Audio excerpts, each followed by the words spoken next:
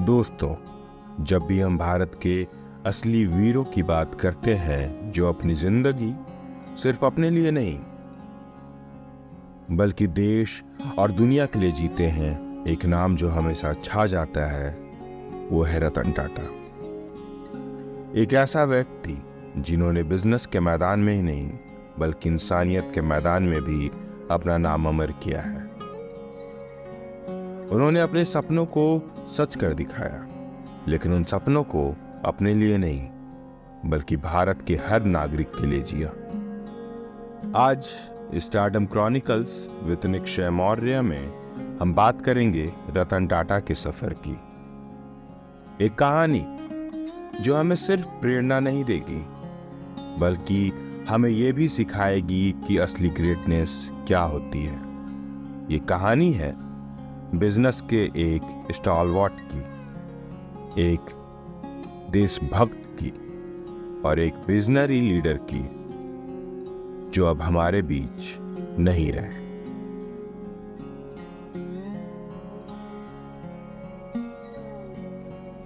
रतन नवल टाटा का जन्म 28 दिसंबर 1937 को हुआ था, बॉम्बे के एक परिवार में जो भारत की उन्नति का प्रतीक था। लेकिन दोस्तों, रतन टाटा का जीवन शुरुआत से ही इतना आसान नहीं था। जब वो बस 10 साल के थे, उनके माँ बाप का तलाक हो गया। अपने बचपन में जो टूटते हुए परिवार का दर्द उन्होंने देखा, उसने उनके दिल में एक गहरा असर छोड़ा। उनकी परवरिश उनकी दादी नवजबाई टाटा ने की, जिन्होंने उन्हें हमेशा विनम्र रहना और इंसानियत को अपना धर्म बनाना सिखाया। यही शिक्षा थी जो उनके आने वाले जीवन का मूल आधार बन गई। जैसे जैसे उम्र बढ़ती गई, उन्होंने कॉर्नेल यूनिवर्सिटी और हार्वर्ड बिजनेस स्कूल में अपने दिमाग को धरातल दिया, लेकिन उनका दिल तो हमेशा से ही लोगों के बीच था। एक छोटी सी कहानी याद है, जब रतन टाटा जी अभी छोटे थे, उन्होंने देखा कि उनकी दादी कैसे हर मुश्किल में घर की जिम्मेदारी उठाती है। एक बार स्कूल में उनकी एक गलती हो गई और उनकी दादी ने न सिर्फ उन्हें समझाया बल्कि उन्हें इनकरेज किया कि गलती से सीखकर कैसे आगे बढ़ा जाता है। ये वैल्यूज उनके लीडरशिप स्टाइल में हमेशा रिफ्लेक्ट होते रहे।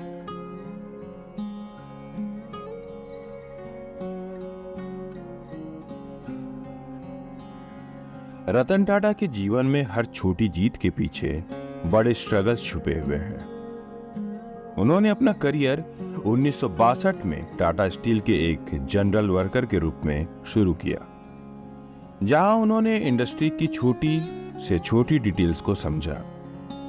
इमेजिन करिए, एक फैमिली का व्यक्ति जिसका नाम टाटा है, वही व्यक्ति फैक्ट्री फ्लोर पर मजदूरों के साथ काम कर रहा था।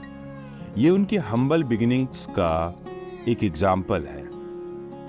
1977 में इम्प्रेस मिल्स एक फेलिंग टेक्सटाइल मिल थी और रतन टाटा को इसे संभालने का जिम्मा दिया गया। उन्होंने नए मैनेजमेंट स्ट्रेटेजीज प्रपोज किए, लेकिन कुछ सीनियर एग्जीक्यूटिव्स ने उनका प्लान रिजेक्ट कर दिया। इस डिसीजन के बाद मिल को बंद करना पड़ा, जो रतन जी के लिए एक बड़ा सेटबैक था।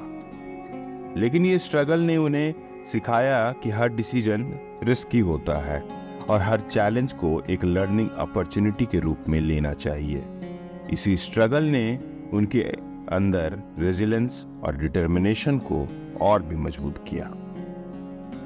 एक और यादगार पल था जब उन्होंने अपनी पहली लीडरशिप रोल में अपने एम्प्लॉयज को मोटिवेट करने के लिए उनके साथ खड़े होकर उन्हें इनकरेज किया। उन्होंने कहा था, हम सब एक परिवार है और हर मुश्किल में एक दूसरे का साथ देना हमारा फर्ज है। ये उनके कंपैशनेट लीडरशिप का एक मिसाल था जो उनके एम्प्लॉयज के साथ उनकी गहरी समझ को दिखाता है।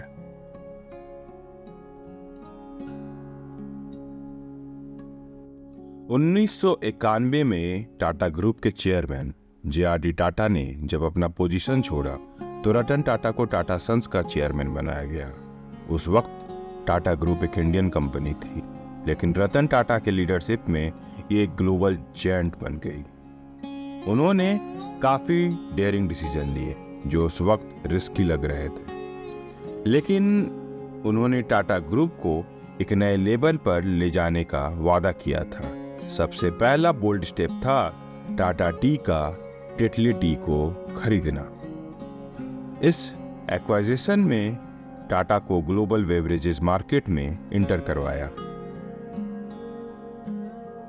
1998 में टाटा मोटर्स ने जगुआर और लैंड रोवर को एक्वायर किया, जो एक ऐसी डील थी जिसमें इनिशियल हेजिटेशन थी, लेकिन आज वो टाटा के टॉप प्रॉफिटेबल वेंचर्स में से एक है।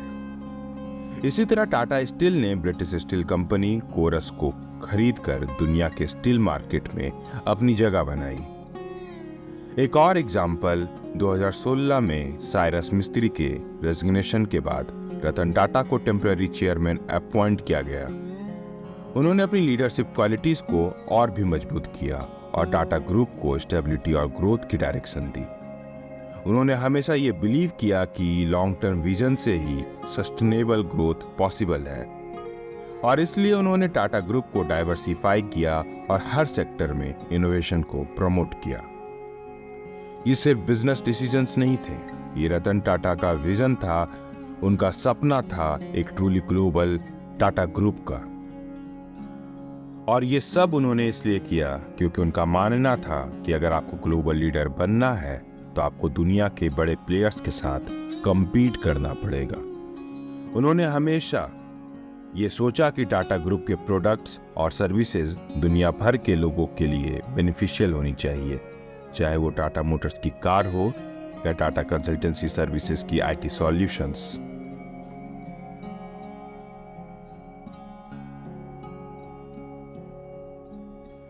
– 2008 में रतन टाटा ने एक ऐसा कार डिजाइन किया जो सिर्फ सपना था करोड़ ऑफ इंडियंस के लिए। टाटा नैनो, दुनिया की सबसे सस्ती कार जो सिर्फ $2200 में मिलती थी। इस कार का बेसिक आइडिया था इंडिया के लोअर मिडिल क्लास के लिए एक सेफ, रिलायबल और अफोर्डेबल व्हीकल बनाना। एक बार जब रतन टाटा ने देखा कि कैसे एक छोटी फैमिली एक मोटरसाइकिल पर ट्रैवल कर रही थी, उनको लगा कि लोगों के पास अफोर्डेबल और सेफ ऑप्शंस होने चाहिए। इस आइडिया को लेकर उन्होंने अपने इंजीनियर से कहा, हम एक ऐसी कार बनाने वाले हैं जो आम आदमी अफोर्ड कर सके। उन्होंने मिनिमलिस्ट डिजाइन किया, कॉस्ट इफेक्टिव मटेरियल्स और एफिशिएंट मैन्युफैक्चरिंग प्रोसेस को इंप्लीमेंट किया। टाटा नैनो को लॉन्च करते वक्त उन्होंने पीपल्स कार के नाम से इसे प्रेजेंट किया। लॉन्च डे के दौरान उनकी कामनेस और फोकस ने टीम को मोटिवेट किया।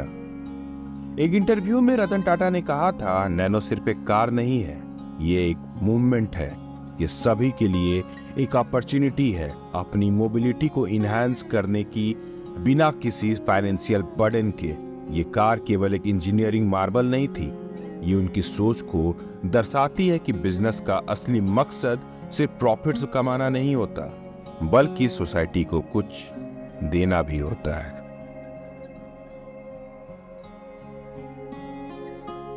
लेकिन दोस्तों, रतन टाटा सिर्फ एक बिजनेसमैन नहीं थे, वो एक इंसान थे जो दूसरों के लिए जीते थे। उन्होंने अपनी कमाई का 60 से 65% चैरिटी में दान दिया। उनके दिल में हमेशा देश की उन्नति और लोगों का भलाई था, चाहे वो कॉर्नेल यूनिवर्सिटी में स्कॉलरशिप्स देना हो या भारत में एजुकेशन और हेल्थ केयर को सपोर्ट करना। वो हमेशा समाज के बीच में रहकर काम करते थे। एक एग्जाम्पल, उन्होंने कॉर्नेल यूनिवर्सिटी में $28 मिलियन का टाटा स्कॉलरशिप फंड बनाया, जो इंडियन स्टूडेंट्स को फाइनेंशियल एड प्रोवाइड करता है। इस स्कॉलरशिप ने हजारों स्टूडेंट्स को अपनी एजुकेशन कंटिन्यू करने में मदद की।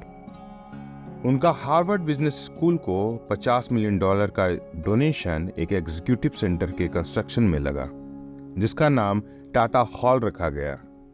ये उनका एक सिग्निफिकेंट कंट्रीब्यूशन था जो फ्यूचर बिजनेसेस लीडर्स को इंस्पायर करता है। कार्नेगी मेलन यूनिवर्सिटी के लिए टाटा कंसल्टेंसी सर्विसेज ने $35 मिलियन डोनेट किया, जो कॉग्निटिव सिस्टम्स और ऑटोनोमस व्हीकल रिसर्च को फंड कर रहा है। इस डोनेशन ने टाटा ग्रुप को एक और लेवल पर फिलैंथ्रोपी के मैदान में ले गया। इंडिया के हेल्थ केयर सेक्टर में भी उन्होंने अपना योगदान दिया।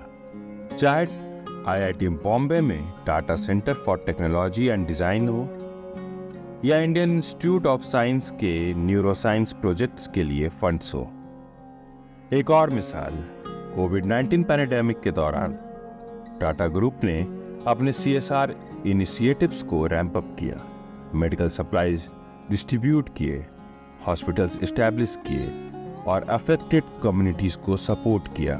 ये उनके कमिटमेंट को दिखाता है कि बिजनेस सिर्फ प्रॉफिट्स कमाने के लिए नहीं, बल्कि सोसाइटी को सपोर्ट करने के लिए भी होना चाहिए।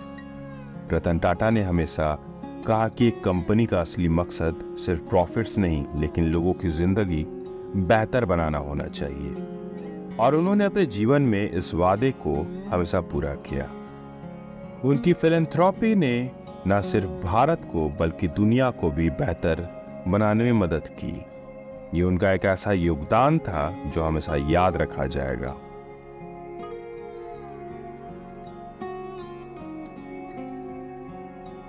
रतन टाटा के लीडरशिप स्टाइल के बारे में अगर बात करें तो उनका एक फेमस कोट सब कुछ कह देता है। I don't believe in taking the right decisions, I take decisions and then make them right. उनकी लीडरशिप एक मिक्स थी, इनोवेशन, एथिक्स और बोल्ड डिसीजंस मेकिंग का। उन्होंने हमेशा लॉन्ग टर्म गोल्स को टारगेट किया और कभी भी शॉर्ट टर्म प्रॉफिट्स के लिए अपने प्रिंसिपल्स का समझौता नहीं किया। एक बार जब टाटा मोटर्स ने टाटा नैनो लॉन्च करने का डिसीजन लिया तो काफी लोगों ने इसे रिस्की समझा, लेकिन रतन टाटा ने अपनी टीम को मोटिवेट किया और रिसोर्सेज एलोकेट किए ताकि ये प्रोजेक्ट सक्सेसफुल हो सके। उन्होंने कंटिन्यूअस इंप्रूवमेंट और इनोवेशन पर फोकस किया, जिसकी वजह से नैनो को मैन्युफैक्चरिंग्स और सेल्स में इंप्रूवमेंट मिली। ये एग्जाम्पल उनके प्रोएक्टिव और सॉल्यूशन ओरिएंटेड अप्रोच को हाईलाइट करता है। उन्होंने कभी अपने काम के जरिए अननेसेसरी फेम या पब्लिसिटी नहीं चाहा। वो हमेशा अपने काम को अपनी आइडेंटिटी बनाने में विश्वास करते थे। उन्होंने हर जगह ये साबित किया कि एक लीडर तभी सक्सेसफुल होता है जब वो अपनी वैल्यूज के साथ कॉम्प्रोमाइज ना करे। एक और मेमोरेबल मोमेंट था जब 26/11 मुंबई अटैक्स हुए। रतन टाटा ने अपनी लीडरशिप और कंपैशन दिखाई, अपने एम्प्लॉयज और विक्टिम्स के साथ खड़े होकर उन्हें सपोर्ट किया। उन्होंने अपने पर्सनल रिसोर्सेज से विक्टिम्स को हेल्प किया और क्राइसिस मैनेजमेंट में अपनी एक्सपर्टाइज लगाई। ये उनकी ट्रू लीडरशिप का एक मिसाल था जो उनकी ह्यूमैनिटी को दिखाता है।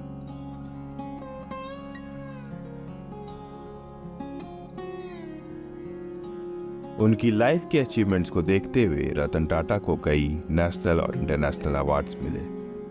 उन्हें 2000 में पद्म भूषण और 2008 में पद्म विभूषण से सम्मानित किया गया। महाराष्ट्र भूषण और आसाम वैभव जैसे स्टेट अवार्ड्स भी उन्हें मिले उनके मेडिकल और सोशल वर्क के योगदान के लिए। एक और मिसाल, ऑस्ट्रेलिया ने उनको ऑनरी ऑफिसर के रूप में ऑर्डर ऑफ ऑस्ट्रेलिया AO से सम्मानित किया। इंडिया ऑस्ट्रेलिया के कॉमर्स और फिलैंथ्रोपी में उनके योगदान को रिकॉग्नाइज करते हुए इस अवार्ड को रिसीव करते वक्त रतन टाटा ने कहा, यह अवार्ड मेरे लिए एक रिकॉग्नाइजेशन है, लेकिन असली सक्सेस तो उन लोगों की है जिनके साथ मैंने काम किया और जिन्हें मैं इंस्पायर कर पाया। ये उनकी ह्यूमिलिटी और ग्रैटिट्यूड को दिखाता है। Harvard business school, Carnegie Mellon university और कॉर्नेल यूनिवर्सिटी में उनका नाम हमेशा याद रखा जाएगा। ये अवार्ड्स उनके प्रोफेशनल एक्सीलेंस और सोशल इम्पैक्ट को रिकॉग्नाइज करते हैं, जो उनकी कहानी को और भी इंस्पिरेट बनाते हैं।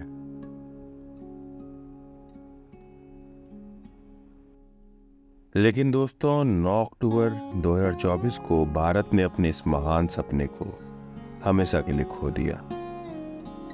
रतन टाटा, जो अपने जीवन का हर पल देश के लिए जीते थे, मुंबई के ब्रीच कैंडी हॉस्पिटल में अपनी अंतिम सांस ले चुके थे। जब उनका देहांत हुआ तो सिर्फ एक व्यक्ति नहीं गया, एक दास्तान खत्म हुई, एक कहानी जो उन्होंने अपने जीवन के हर कदम पर लिखी थी। रतन टाटा के जाने से एक पूरी पीढ़ी का अंत हो गया। उनका जाना सिर्फ उनके परिवार या टाटा ग्रुप के लिए नहीं, पूरे देश के लिए एक अपूरणीय क्षति थी। देश ने एक ऐसे व्यक्ति को खोया जो हमेशा समाज के भलाई के लिए काम करता रहा। रतन टाटा ने हम सबको ये सिखाया कि असली ग्रेटनेस सिर्फ अमीर बनने में नहीं, बल्कि लोगों की जिंदगी में बेहतर बदलाव लाना होता है। जब रतन टाटा की अंतिम यात्रा हुई तो हजारों लोग उनका आखिरी दर्शन करने आए। सोशल मीडिया पर ट्रिब्यूट मैसेजेस फ्लड होने लगे। एक 20 साल पुराना टाटा मोटर्स का एम्प्लॉय लिखता है, आज जो कुछ भी हूं रतन सर के वैल्यूज की वजह से हूं। एक और पोस्ट आई, टाटा का नमक खाया है और उनका दिया हुआ ईमानदारी का लेसन कभी नहीं भूलेंगे। हर एक ट्रिब्यूट एक ही बात कह रहा था कि रतन टाटा की जिंदगी ने लोगों के लिए एक पथ दर्शक का काम किया। उनके जाने से एक ऐसा शून्य बन गया जहां उनके सपने और उनकी लीडरशिप की जगह अब सिर्फ मेमोरीज और लेगेसी रही। उनकी डेथ ने हमें ये समझाया कि हर व्यक्ति का जीवन सिर्फ उसके अचीवमेंट्स तक सीमित नहीं होता, बल्कि उसके एक्शंस और उसके दिल की गहराइयों में भी होता है।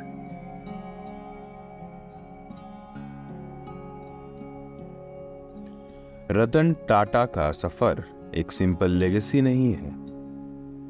उन्होंने सिर्फ एक बिजनेस एम्पायर नहीं बनाया, उन्होंने एक ऐसी सोच दी जो हर इंडियन के लिए इंस्पिरेशन। उनके लाइफ का मोटो था गिव बैक टू सोसाइटी, और उन्होंने हर कदम पर इसको पूरा किया।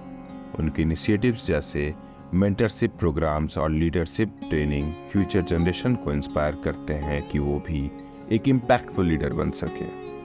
उनकी लेगेसी आज भी हर टाटा एम्प्लॉय में उनके वैल्यूज और प्रिंसिपल्स को कैरी फॉरवर्ड कर रही है। एक फाइनल एग्जाम्पल, उनके लीडरशिप में टाटा ग्रुप ने हर नए प्रोजेक्ट में एथिकल प्रैक्टिसेस को प्रायोरिटाइज किया, चाहे वो ग्लोबल एक्वाजिशन हो या लोकल कम्युनिटी प्रोजेक्ट्स। ये उनकी लेगेसी है जो आने वाली पीढ़ी को गाइड करती रहेगी। रतन टाटा का जाना सिर्फ एक व्यक्ति का जाना नहीं था, ये उन वैल्यूज का टेस्टामेंट था जो उन्होंने अपनी पूरी जिंदगी में फॉलो की। उनकी लेगेसी एक ऐसे भारत का सपना दे गई जो प्रोग्रेस और ह्यूमैनिटी के संग चलता है। उनका नाम हमेशा एक हीरो के रूप में लिया जाएगा, एक ऐसे लीडर के रूप में जो बिजनेस के मैदान में नए आइडियाज लाए और समाज को अपना हिस्सा दिया।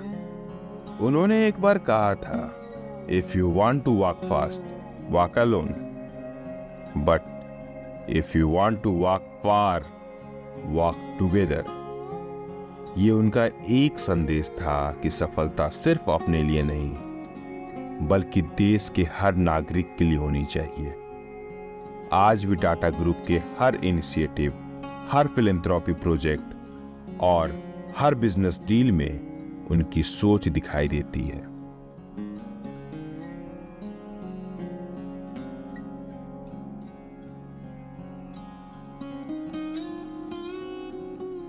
दोस्तों, रतन टाटा की कहानी एक कहानी नहीं है, एक प्रेरणा है। उन्होंने अपने जीवन के हर पल में लोगों को पहचान दी, उन्होंने भारत का नाम ऊंचा किया। उनकी लीडरशिप में टाटा ग्रुप सिर्फ एक कंपनी नहीं, बल्कि एक सपने का प्रतीक बन गया जो आज भी हर भारतीय के दिल में है। हमें याद रखते हैं कि असली ग्रेटनेस पैसा या रुतबा नहीं होता, बल्कि अपने काम के जरिए लोगों की जिंदगी में असर डालना होता है। रतन टाटा ने एक बार कहा था, मैं सही फैसले लेने में विश्वास नहीं करता, मैं फैसले लेता हूं और उन्हें सही बनाता हूं। और उन्होंने अपने हर फैसले से ये बात साबित की। आज जब हम उन्हें याद करते हैं तो एक ऐसे व्यक्ति को याद करते हैं जो सिर्फ एक बिजनेसमैन नहीं, एक आदर्श, एक हीरो और एक देशभक्त थे। ये थी कहानी रतन टाटा की, एक सपने वाले व्यक्ति की जो सिर्फ अपने सपने नहीं बल्कि पूरे देश के सपने को अपना बनाकर जीते थे। मैं हूं निक्षय मौर्य और आप सुन रहे थे stardom chronicles with your story teller Nikshay Maurya. आपका सफर प्रेरणा से भरा रहे। मिलते हैं अगले एपिसोड में एक और प्रेरणादायक कहानी के साथ। जय हिंद। अगर आपने हमारे चैनल को सब्सक्राइब नहीं किया तो कृपया कर लें।